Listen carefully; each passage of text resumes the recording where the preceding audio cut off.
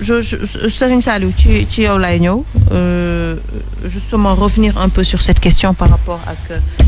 Déthié Fall. Non mais il y a un problème. Ce qui s'est passé on l'a vu et par rapport aux députés yi dem ak liste yu ñuy dégg ne que peut-être ñu ngi teg ay mécanismes pour que am ñenn ñu mën a rocci ci liste Yewwi le cas de Pape Djibril Fall le cas de Pape Diop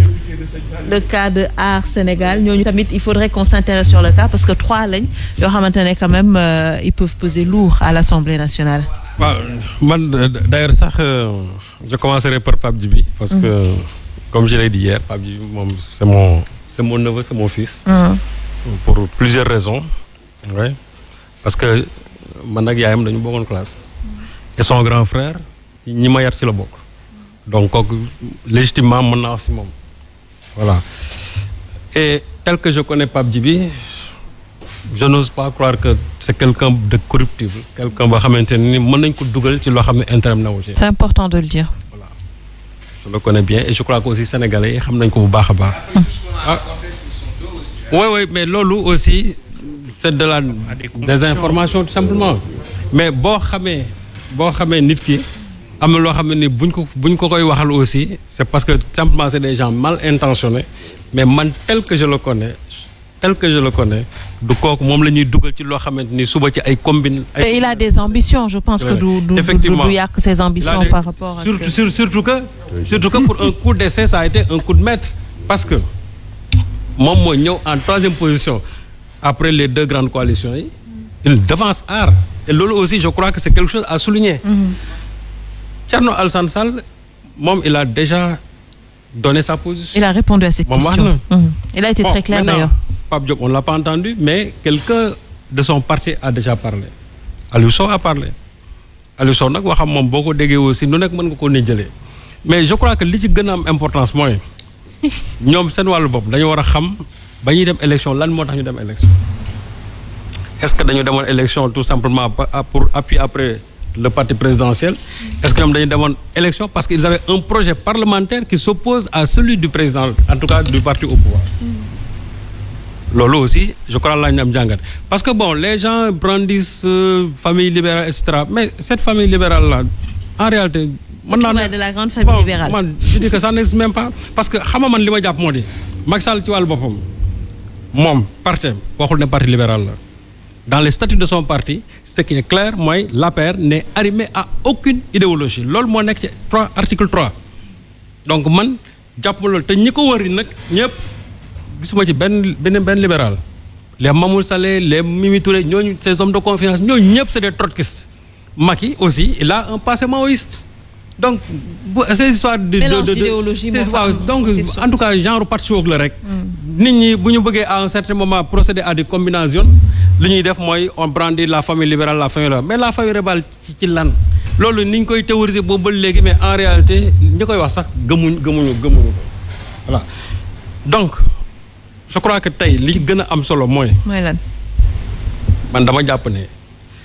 les 3 députés yi nga xam ne moom la ñuy wax les faiseurs de roi plus maintenant ñi nga xam ñoo nekk au sein de Wallu parce que déjà aussi dans l'alliance Wallu Yewwi les gens disent que il se peut que ñu am ay députés yu ñu rocceeg et cetera waaw mais xam nga wax naa ko Omar rek nee naa ko gis nga léegi gën a am solo mooy sénégalais yi gëmuñu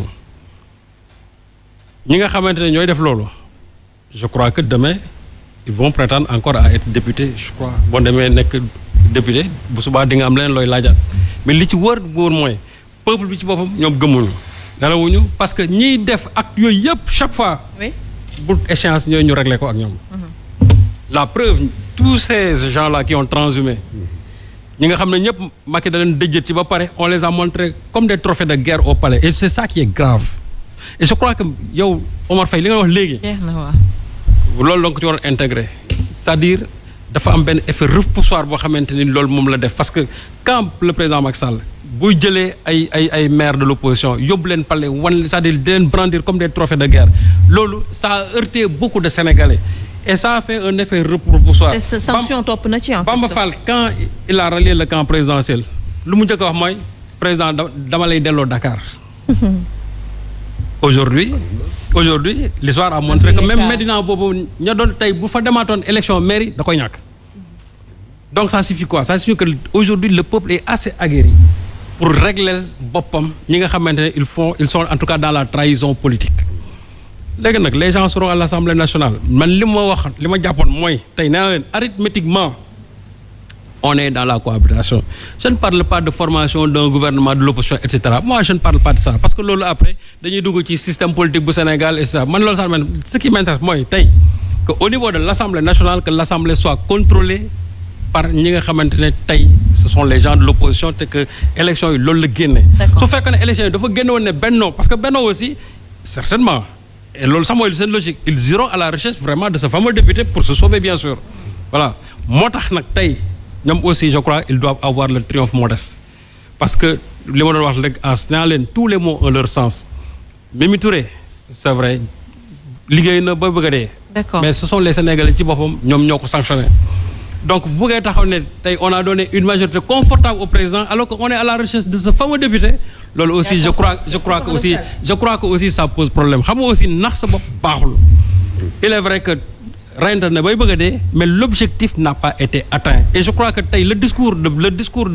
Benno loolu la war a nekk lii Omar Faye doon wax léegi lu tax ma ànd ceeg moom pourquoi le président aujourd'hui doit élaguer pratiquement beaucoup de ses collaborateurs parce que en réalité au sein de l'APR il y a même plus une visibilité sur l'APR dem na ba nga xamante ne tey ñi nga xamante ne ñoom ñoo leen seex je ne parle pas de tout le monde mais ñu ci bëri li may wax dama ko xam parce que j'ai été à Thiès As beaucoup de ceux qui prétendent en tout cas travaillent pour Macky Sall n'ont pas mouillé le maillot sur le terrain et quand Mimi Touré venait à Thiès il y a eu un semblant d'unité à Thiès ñu ne woy tous les responsables de Thiès sont venus mais à l'époque bi mu amee moi mon correspondant qui se trouve à Thiès il a dit qu'il y a qu'un semblant d'unité à Thiès mais en réalité ça n'a pas été au rendez-vous. Très bien, Sëñ Saliou. Mais les gens ils ont voulu persister ça la preuve à Thiès gis nga comment encore ça s'est passé le Benno a perdu là-bas et pourtant les gens disaient que 29 responsables cette fois-ci ils sont partis ensemble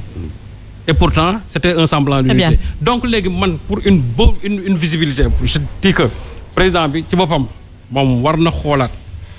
en tout cas ñi nga xam ñoo ko wër su leen mënul génne aussi